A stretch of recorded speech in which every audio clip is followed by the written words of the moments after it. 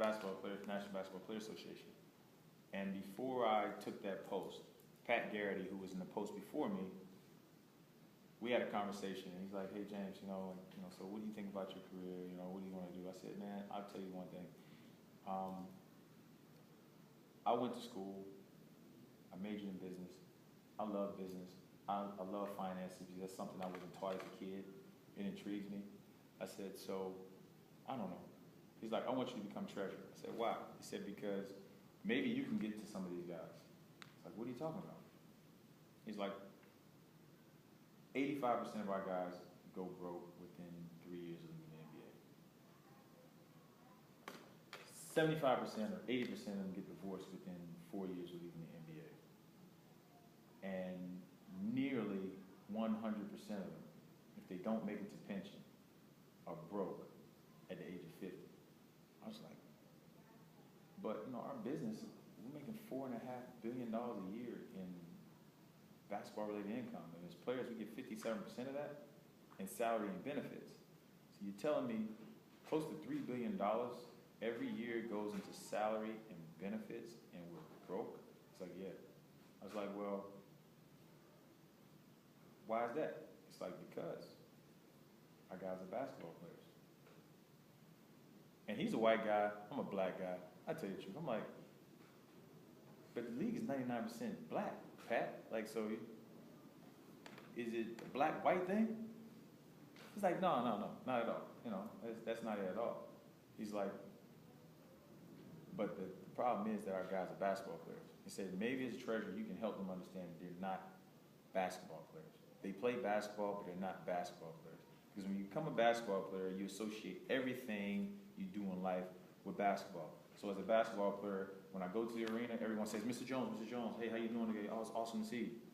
Oh, Mr. Jones, let me park your car. Oh, Mr. Jones, you need anything? Oh, Mr. Jones, can I take a picture? Oh, Mr. Jones, can you do this? Can you do that? Mr. Jones, can you do this? Can you do that? Can you do this? The moment you stop playing, or the moment you're no longer a basketball player, you're a retired player, they're like, $25, I'll valet your car.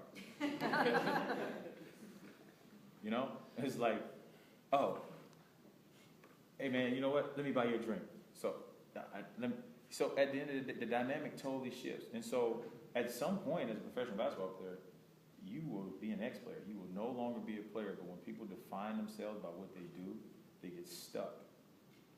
They can't see clearly, and they can't see how the world views them. And so we had this long conversation, this long discussion, and it lasted for about 30 minutes. And I'm trying, at that time I was 25, I couldn't wrap my head around, like, what are you talking about with just basketball players? Like, that's an insult. It's like, no, you have to be realistic and understand that who you are and what you do can't define. You can't be defined by what you do. You have to be defined by who you are. He said, if you do that, this was my third year in the league. He said, if you do that, you'll be pretty good.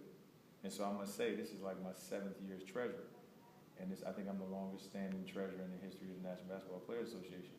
And it's not because I wanted to do it. I actually wanted to quit because it requires so much time. I have to go to All-Star Weekend. I have to go do these meetings all across the country in different locales and union business, and I don't get paid for it, not a penny. They pay for my flights. I don't. That's a per diem, but it's not worth it. I mean, if it wasn't for a specific purpose to make sure that 85% of our guys aren't going broke, because when they go broke, their families go broke. When their families go broke, they get divorced. When they get divorced, they end up on the streets. And so, if it wasn't the case, I wouldn't do it. But it means a lot to me because I feel like I've been placed in a position where I can actually do something about it. And so, I wanted to quit, and the guys, they came back, and I didn't run. So, you have to actually say, are you willing to run? I'm like, no, guys, it's been a great run, I'm not running. And so they go and take the vote, and they come back, and they're like, James, you want to be national. You're the treasurer. Why don't you be president? I was like, I don't want to be president. I don't even want to be treasurer. I want to spend time with my family. Like, no, we want you, you should do it. And so when I say people pushing you, it wasn't because I wanted to be treasurer and I'm still here. It's because the people around me who I trust said, no, that's what you need to do. And so my final point is surround yourself with those people that will be willing to push you out of your comfort zone. Because if it was just up to me and my friends, my cousins, my family, all those people who I spend all my time with, who benefit from my time, if it was just strictly their opinion, I would have been done a long time ago. And I wouldn't have had an opportunity to experience the things that I've experienced the last 2 years, as far as bringing on a new executive director, bringing on a new batch of young committee executives, and working with some really cool people as it comes to the business of basketball. So that's what I'll leave you with.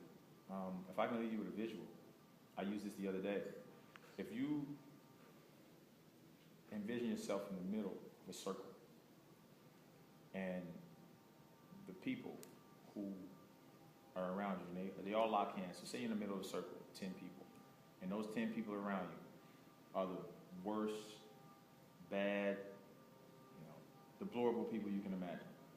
If you're in the midst of that circle, you're going to try to get out. But if you're in the midst of a circle and those 10 people around you are the most nurturing, caring, honest people you know, you wouldn't want to leave. You stay right in that comfort zone. And so surround yourself with the right people, because you only have two options. My mom told me I had option A, option B. When you're in the midst of a group of people, or you're surrounded by individuals, you either stay or you leave. And if there's the right people, you'll stay. And if you stay, they'll help you grow. And if they're the wrong people, you'll try to leave. But if you're not strong enough, you'll never get out. And so I learned that. That's how I got out of Miami Gardens. That's how I got out of the city. As I got up older in high school, I made the hard decisions that my lifelong friends could no longer be friends. They can only be acquaintances. And my lifelong acquaintances couldn't be friends. They just had to be past friends, because their actions, the way they live their lives, will have a reflection on me. And I wasn't going to allow anyone to undermine my value or my ability to reach my potential. And that goes for family, that goes for friends, that goes for whoever. Because at the end of the day, there's only four people who I'm responsible for. My wife, my daughter Jaden, my son James, and my daughter Jody. Because I know at the end of the day, when daddy's no longer a basketball player and I'm no longer famous, I'm no longer the end thing, they're gonna love me, they're gonna be honest with me. I know if things go great, when I run off the court with a championship trophy, they'll be the first ones to smile and be happy, and they'll know the struggle that it took to get there. And so, throughout your journeys, when you guys excel, just remember who and what means the most to you, and never lose sight of it. Because if you lose sight of it, you end up where you don't want to be. And I see that on a day in and day out basis.